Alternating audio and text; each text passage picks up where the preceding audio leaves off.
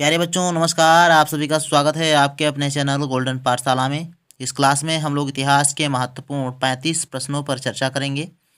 ये 35 प्रश्न आपकी परीक्षा की दृष्टि से बहुत ही इम्पोर्टेंट हैं, तो सभी लोग वीडियो को अंत तक जरूर देखिएगा। और जो भी छात्र नए जुड़े हैं तो प्ले लिस्ट में जाकर अच्छे से अध्ययन कर सकते हैं। कम से कम 200 के आसपास वीडियो सारी उपलब्ध हैं। उसमें से कुछ इम्पोर्टेंट आपके बहुविकल्पी प्रश्न हैं जो कि पिछले वर्षों में आए हुए हैं और संभावित प्रश्न भी कराए गए हैं। साथ में आपको वन लाइनर क्वेश्चंस के नोट्स भी मिल जाएंगे। तो सभी लोग विज्ञान और सामाजिक विज्ञान और मैथ की प्लेलिस्ट में जाकर आसानी से देख सकते हो। और अगर आप इसका पीडीएफ चाहते हो तो हमारे टेलीग्राम चैनल को ज्वाइन करिए। टेलीग्राम चैनल का लिंक डिस्क्रिप्शन में दिया गया है। तो आइए शुरू करते हैं। पहला क्वेश्चन आपकी स्क्रीन पर दिया गया है कि हड़प्पा सभ्यता की खोज किसने की थी। ऑप्शन है दयाराम साहनी, राखाल दास बनर्जी, एम वत्स। तो बच्चों इसमें राइट आंसर आपका हो जाएगा दयाराम साहनी ने हड़प्पा सभ्यता की खोज की थी। ए ऑप्शन राइट है। और ये 1921 की बात है जब इन्होंने जो है खोज की थी। ठीक, ध्यान रखिएगा 1921 में ये खोज की गई थी दयाराम साहनी के द्वारा। इसके अलावा मोहनजोदड़ो की खोज राखालदास बनर्जी ने की थी। बी ऑप्शन इसमें हो जाएगा। ठीक है, ऑप्शन आपका इसमें जो राइट आंसर है वो आपका दयाराम साहनी है। बाकी अगर मोहनजोदड़ो की खोज की बात करेगा तो राखालदास बनर्जी होंगे। ठीक है, ध्यान रखिएगा। सेकेंड ऑप्शन है बृहत स्नानागार की प्राप्ति कहाँ से हुई है। कालीबंगा, मोहनजोदड़ो, लोथल या हड़प्पा सभ्यता। तो इसमें बच्चों आपका राइट आंसर है बी ऑप्शन, मोहनजोदड़ो से स्नानागार प्राप्त हुआ है। तीसरा नंबर क्वेश्चन है अग्निकुंड के प्रमाण किस स्थल से प्राप्त हुए हैं। तीसरे क्वेश्चन के लिए ऑप्शन है आपके पास लोथल, धौलावीरा, कालीबंगा, मोहनजोदड़ो। तो इसमें बच्चों आपका राइट आंसर है कालीबंगा से अग्निकुंड के प्रमाण मिले हैं। चौथा नंबर क्वेश्चन सैंधव स्थलों में किसकी प्राप्ति हुई है। जो सैंधव स्थल हैं सप्त सैंधव, ठीक, जिनको 7 सैंधव स्थल हैं जिनमें से प्राप्त हुई है क्या, बंदरगाह प्राप्त हुए हैं, चरमकारी आवास प्राप्त हुए हैं, अन्नागार या मंदिर। तो चौथे नंबर में डी ऑप्शन सही है, मंदिर। ठीक है, सप्त सैंधव यहाँ से मंदिर प्राप्त हुए हैं। डी ऑप्शन आपका राइट है। 5 नंबर क्वेश्चन जो दिया है कि हड़प्पा सभ्यता में किसकी खेती नहीं होती थी। जौ, गन्ना, चावल, मटर। 5 नंबर में राइट आंसर आपका है बी ऑप्शन, गन्ना की खेती नहीं होती थी। ठीक, हड़प्पा सभ्यता में गन्ना की खेती नहीं होती थी, बाकी जौ, चना, मटर इसकी खेती होती थी। छठा नंबर क्वेश्चन हड़प्पा संस्कृति का संपूर्ण क्षेत्र वृत्ताकार था, वर्गाकार था, टेढ़ा मेढ़ा था, त्रिभुजाकार था। तो ध्यान रखिएगा इसमें आपका जो राइट आंसर है बच्चों डी ऑप्शन सही है, त्रिभुजाकार था। कैसा था, त्रिभुजाकार था। 6 नंबर में डी ऑप्शन राइट है, त्रिभुजाकार क्षेत्र था। 7 नंबर क्वेश्चन है कि विश्व में सबसे प्राचीन जोता गया खेत कहाँ से प्राप्त हुआ, यानी जोते खेत के साक्ष्य कहाँ से मिलते हैं। ऐसे भी क्वेश्चन आपसे पूछा जा सकता है। तो हड़प्पा सभ्यता में, कालीबंगा में, रोपड़ में या रंगपुर में। तो 7 नंबर में ऑप्शन आपका बी सही है, कालीबंगा से जोते हुए खेत का प्रमाण मिला है। तो बी ऑप्शन आपका राइट है। 8 नंबर भारत में कौन सी धातु विश्व में सबसे पहले पाई गई। विश्व में सबसे पहले कौन सी धातु भारत में पाई गई थी। तांबा, सोना, टीन या चांदी। तो इसमें 8 नंबर में राइट आंसर है ए, तांबा। ठीक, ध्यान रखिएगा जो भारत में सभ्यता पनपी वो सभ्यता का नाम था सिंधु सभ्यता। और सिंधु जो सभ्यता थी वो ताम्रयुगीन थी। ठीक, ध्यान रखिएगा ताम्रयुगीन सभ्यता थी। आगे क्वेश्चन है 9 नंबर जहाज़ों की गोदी, ठीक, डॉक यार्ड कहाँ से प्राप्त हुई है। जहाज़ों की गोदी कहाँ से प्राप्त हुई है। हड़प्पा, कालीबंगा, लोथल, मोहनजोदड़ो। तो 9 नंबर में राइट आंसर आपका सी ऑप्शन है, लोथल से प्राप्त हुई है। सी ऑप्शन आपका राइट है। 10 नंबर क्वेश्चन फारस की खाड़ी प्रकार की एक मुहर मिली है। फारस की खाड़ी प्रकार की एक मुहर प्राप्त हुई है कहाँ से। लोथल से, बनावली से, कोट दीजी से, रोपण से। 10 नंबर में राइट आंसर आपका ए ऑप्शन है, लोथल से प्राप्त हुई है फारस की खाड़ी की प्रकार की मुहर। ठीक। 11 नंबर क्वेश्चन है, ऋग्वेद में कितने मंडल हैं? इंपॉर्टेंट क्वेश्चन है। और ऋग्वेद सबसे प्राचीन वेद है, प्राचीन ग्रंथ है। तो इसमें कितने मंडल हैं ये पूछा जा रहा है। 8 मंडल, 10 मंडल हैं, 12 या 15 मंडल, कितने मंडल हैं? 11 नंबर में राइट आंसर आपका है बी ऑप्शन, 10 मंडल। ठीक, 10 मंडल हैं, ध्यान रखिएगा। और 12 नंबर क्वेश्चन है कि ऋग्वैदिक कालीन समाज कैसा था? वर्ण विभेद रहित था, वर्ण भेद सहित था, या वर्णहीन था? इनमें से कोई नहीं। तो जो ऋग्वैदिक कालीन समाज था वो बच्चों कैसा था? वो था वर्ण विभेद रहित, यानी यहाँ पर वर्ण व्यवस्था नहीं थी। ठीक, तो ए ऑप्शन इसमें राइट था, वर्ण विभेद रहित समाज था वैदिक कालीन समाज। यानी यहाँ में जो आपके 4 वर्ण हुए, ब्राह्मण क्षत्रिय वैश्य और शूद्र, ये नहीं थे ऋग्वैदिक काल में, ये तो उत्तर वैदिक काल में हुए थे। सभा समिति नामक संस्थाएं संबंधित हैं सैंधव काल से, ऋग्वैदिक काल से, उत्तर वैदिक काल से, या सूत्र काल से? तो 13 नंबर में राइट आंसर सी है, उत्तर वैदिक काल में। ठीक, सी ऑप्शन आपका राइट हो जाएगा। उत्तर वैदिक काल से सभा समिति का नामक संस्थाओं का संबंध है, यानी वहाँ से ही इनका जन्म हुआ था उत्तर वैदिक काल में। उत्तर वैदिक काल में ही कई चीज़ों का बदलाव हुआ था, तो ये ध्यान रखिएगा। और 14 नंबर क्वेश्चन है, महात्मा बुद्ध का जन्म कहाँ हुआ था? जन्म हुआ था राजगृह में, कुंडग्राम में, वैशाली में, या लुम्बिनी में? तो डी ऑप्शन राइट होगा, लुम्बिनी में इनका जन्म हुआ था महात्मा बुद्ध का। 15 नंबर क्वेश्चन है, प्रथम बौद्ध संगीति का आयोजन हुआ था वैशाली, राजगृह, पाटलिपुत्र, कुंडलवन? कौन सा राइट आंसर होगा? प्रथम बौद्ध संगीति का आयोजन कब हुआ था? तो 15 नंबर में राइट आंसर है बी ऑप्शन, राजगृह में प्रथम बौद्ध संगीति का आयोजन हुआ था।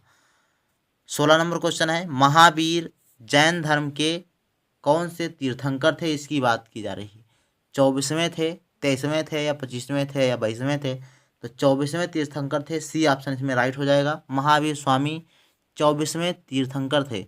और पहले तीर्थंकर थे ऋषभदेव, ध्यान रखिएगा, पहले और 24वें को याद रखना। 17 नंबर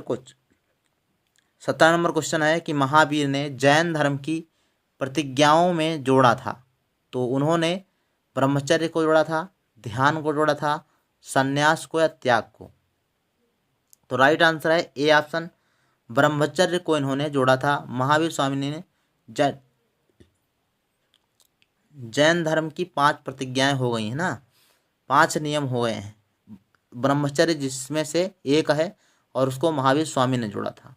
18 नंबर क्वेश्चन है कि अजात शत्रु कहाँ का शासक था? कलिंग, इंद्रप्रस्थ, मथुरा, या मगध का? तो जो अजात शत्रु था, ध्यान रखिएगा, ये बौद्ध का उपासक था, और इन्होंने भी एक बौद्ध संगीत का आयोजन करवाया था। तो अजात शत्रु कहाँ का शासक था? तो 18 नंबर में राइट आंसर है डी ऑप्शन, मगध का शासक था। कहाँ का था? तो मगध का था। 19 नंबर, शासक जिसने एक सच्चे जैन मुनि की तरह उपवास के द्वारा शरीर त्याग किया था। ऐसा शासक जिसने सच्चे जैन मुनि की तरह उपवास के द्वारा शरीर त्याग किया था, तो कौन था वो? चंद्रगुप्त मौर्य, अशोक, बिम्बिसार, बिंदुसार? 19 नंबर में राइट आंसर ए है, मौर्य शासक चंद्रगुप्त मौर्य। ठीक, ध्यान रखिएगा, ऑप्शन ए सही है, चंद्रगुप्त मौर्य जो थे उन्होंने।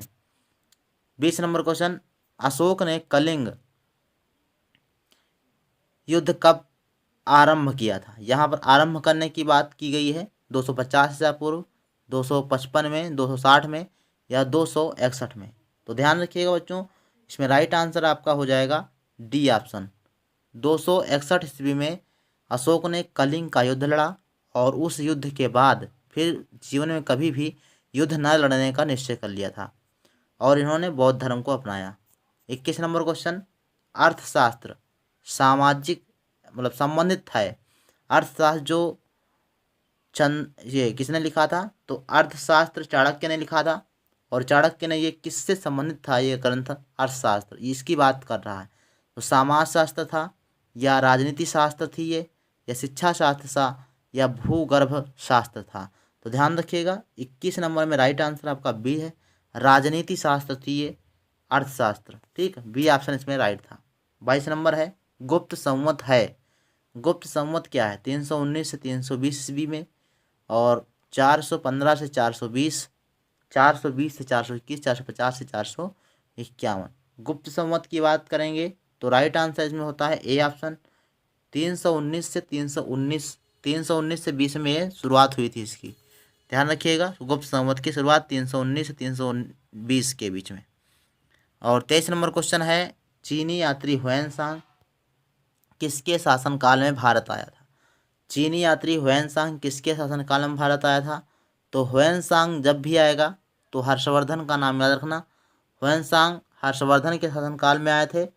और फाहियान चीनी यात्री, ध्यान रखिएगा, फाहियान चंद्रगुप्त मौर्य के शासनकाल में आए थे। ठीक, ध्यान रखिएगा डी ऑप्शन इसमें राइट है। हर्षवर्धन के शासनकाल में कौन आया था? तो हुएनसांग आया था। 23 नंबर का डी ऑप्शन सही है। 24 नंबर त्रिकोणीय संघर्ष में शामिल नहीं था प्रतिहार वंश, पाल वंश, राष्ट्रकूट और चोल वंश। त्रिकोणीय संघर्ष में कौन शामिल नहीं था? 24 नंबर में राइट आंसर आपका बन जाएगा डी ऑप्शन, अर्थात चोल नहीं शामिल थे। ठीक, डी ऑप्शन इसमें राइट है। 25 नंबर क्वेश्चन है कवि चंद्रबरदाई ने अग्निकुंड से उत्पन्न माना है। किसको माना है? प्रतिहार को, चालुक्य को, परमार को, चौहान को। तो 25 नंबर में बच्चों राइट आंसर आपका होता है ई वाला ऑप्शन। इन चारों का जो जन्म है वो चंद्रबरदाई ने अग्निकुंड से माना है। ठीक, तो ध्यान रखिएगा चारों ऑप्शन सही हैं, ई ऑप्शन इसमें राइट हो जाएगा। हालांकि ई ऑप्शन आपको नहीं देगा, 3 ऑप्शन दे देगा इसमें से, और लास्ट में लिख देगा उपरोक्त में से सभी। तो उपरोक्त में सभी इसमें राइट होगा। 26 नंबर है चोल वंश की स्थापना की थी तो विजयालय ने, राजेंद्र ने, या कुलोतुंग ने, या अधिराजेंद्र ने। कौन सा राइट आंसर है? 26 नंबर में बच्चों राइट आंसर आपका बन जाएगा ए ऑप्शन, विजयालय ने चोल वंश की स्थापना की थी। चोल वंश, चोल राज्य की राजधानी कहाँ थी? तंजौर, कांची, मदुरा या वातापी। तो 27 नंबर में राइट आंसर है ए ऑप्शन, तंजौर थी चोल वंश की राजधानी। 28 नंबर मणिग्रामम का संबंध था।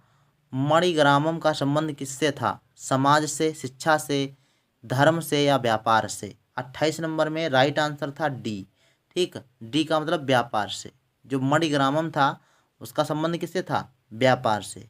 चोल काल में व्यापार मंडल को मणिग्रामम कहा जाता था। ध्यान रखिएगा इंपॉर्टेंट प्रश्न है। 29 नंबर क्वेश्चन शंकराचार्य का मत था। शंकराचार्य किस मत में विश्वास करते थे? अद्वैतवाद, द्वैतवाद, विशिष्टाद्वैतवाद या इनमें से कोई नहीं। शंकराचार्य विश्वास करते थे द्वैतवाद में। किसमें? अद्वैतवाद में। ए ऑप्शन राइट है इसमें, अद्वैतवाद में विश्वास करते थे। ए ऑप्शन राइट है, शंकराचार्य अद्वैतवाद में विश्वास करते थे। 30 नंबर क्वेश्चन है विशिष्टाद्वैतवाद की स्थापना किसने की थी? ठीक, निम्बकाचार्य, माधवाचार्य, रामानुजाचार्य, शंकराचार्य। तो 30 नंबर में राइट आंसर है सी ऑप्शन, रामानुजाचार्य विशिष्टाद्वैतवाद और अद्वैतवाद शंकराचार्य। ठीक, ध्यान रखिएगा। 31 नंबर है आलवार उपासक थे। आलवार जो थे वो किसके उपासक थे? शिव के, लक्ष्मी के, दुर्गा के या विष्णु के। तो आलवार जो थे वो बच्चों आपका राइट आंसर सी, विष्णु के उपासक थे। सी ऑप्शन इसमें राइट है। नेक्स्ट प्रश्न की बात करते हैं महमूद ने भारत पर प्रथम आक्रमण कब किया था? सबसे पहले आक्रमण कब किया था? महमूद गजनबी ने, महमूद गजनबी वही 999 में, 1000 ईस्वी में, 1010 में या 1025 ईस्वी में। तो 32 नंबर हम राइट है बी ऑप्शन, अर्थात 1000 ईस्वी में इन्होंने आक्रमण किया था। 33 नंबर है तराइन का प्रथम युद्ध 1191 ईस्वी में किसके मध्य लड़ा गया था? मोहम्मद और भीम के बीच में 1191 में। बी ऑप्शन राइट है, मोहम्मद गौरी और पृथ्वीराज चौहान के बीच में ये लड़ाई हुई थी। ठीक, ध्यान रखिएगा। और मोहम्मद गौरी और जयसिंह के बीच में 1194 में लड़ाई हुई थी कन्नौज के युद्ध में। ठीक, ध्यान रखिएगा। और 34 नंबर क्वेश्चन है राजतरंगिणी की रचना कब हुई थी? 10वीं शताब्दी में, 11वीं शताब्दी में, 12वीं शताब्दी में, 13वीं शताब्दी में। तो 34 नंबर में राइट आंसर बच्चों है सी ऑप्शन, 12वीं शताब्दी में राज तड़ंगी की रचना किसने की थी? और 12वीं शताब्दी में इसमें जो है राइट आंसर हो जाएगा। और रचना की बात करेंगे तो कल्हड़ ने इसकी रचना की थी। कल्हड़, याद रखिएगा, कल्हड़ ने इसकी रचना की थी। और इस ग्रंथ से क्या होता है? इस ग्रंथ से कश्मीर के इतिहास की जानकारी मिलती है। ठीक है, ध्यान रखिएगा इसको भी। 35 नंबर क्वेश्चन है, पुरी यानी उड़ीसा के मंदिर किस शैली के हैं? तो बेसर शैली, नागर शैली, गांधार शैली या द्रविड़ शैली। 35 नंबर में राइट आंसर आपका हो जाता है बच्चों बी ऑप्शन, अर्थात नागर शैली से संबंधित है।